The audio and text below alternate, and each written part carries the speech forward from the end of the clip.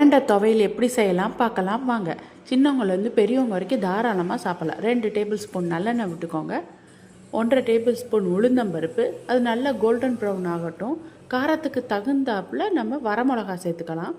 2 வெள்ளைப்பூடு, ஒரு சின்ன நெல்லிக்காய் சைஸ் புளி நல்லா வதக்கி விட்டதுக்கப்புறம் பிரண்டையை நான் நல்லா தோல் சீவி நாரெல்லாம் எடுத்து கழுவி போட்டிருக்கேன்.